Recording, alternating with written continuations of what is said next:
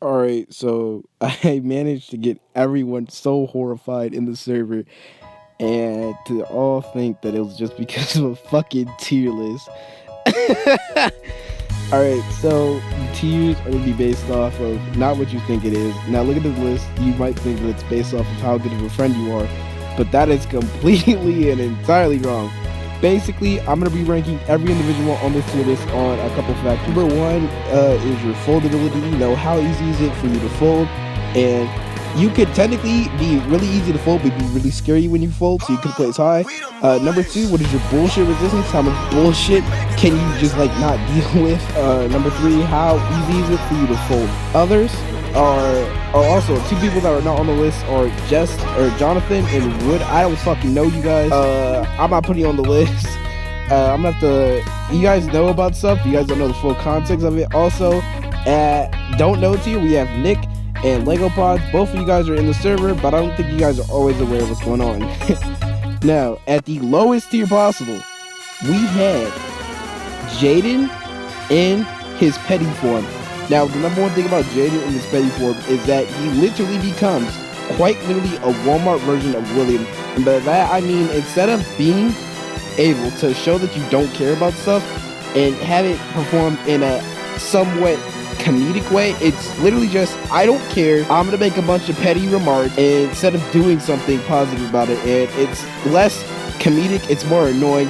Now, the one thing I can say about Jaden is that you might get the occasional funny remark out of him, but overall, Petty Jaden is genuinely the worst thing I had to fucking encounter at the start of 2020. Definitely the weakest individual on this list. Now, no one is a G tier, no one is an H tier, but in F tier, we have Sad on Yella. What about Sad on Yella is that she literally cannot do anything. The only thing that she has is guilt tripping, and guilt tripping against people who know how it fucking works is borderline ineffective, causing her to be literally bottom of the fucking list. At E tier, we have Eric's. Eric can't do shit. Alanis can't do shit. Jules. All these people have in common is they anything they can't do anything. They don't have an impact on the group. They can't fold anyone unless that's in that selective group. And they do not contribute at all to like the whole group dynamic thing. And that's why I have them really low. D tier.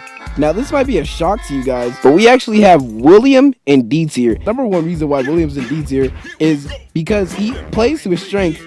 But ironically, his strength is his greatest weakness, and it's the fact that he does not care. Like, half the times I forget this nigga is even in the main fucking group because of how little he cares about shit. And unfortunately, this allows him to not really get emotionally involved, and if he is emotionally involved, I can't see it. Little edit post-production, but the fact that his character is really his character can be summed up as not funny, didn't laugh, doesn't really help. William's bullshit resistance is the sole reason he's in D tier and not any lower, because that's the one thing he has above everyone else, is that he can actually resist bullshit, but just like the rest, he can't do anything about it. Now, in C tier, we have Jacob. Now, Jacob has decent average bullshit resistance levels, and he has the annoyance perk. And basically, every nigga on this list can be annoyed by Jacob. Now, ultimately, if you're annoyed by Jacob, everything you do is your own fault. Jacob can't actually do shit. He can make you feel something, but he can't do shit. Now, the leader of this tier is George. Now, the thing about George is that realistically, George can fold every single person on this list. In hand-to-hand combat, you're gonna get your shit clapped by George. The problem with George is that he does not have reason to do that. Even if he did, I highly doubt he would do that. Now, at B tier, we have Base On. Now, Base On, she has minor ability to have an impact on the group. She has decent bullshit resistance, but ultimately, she can do the very least to a specific person.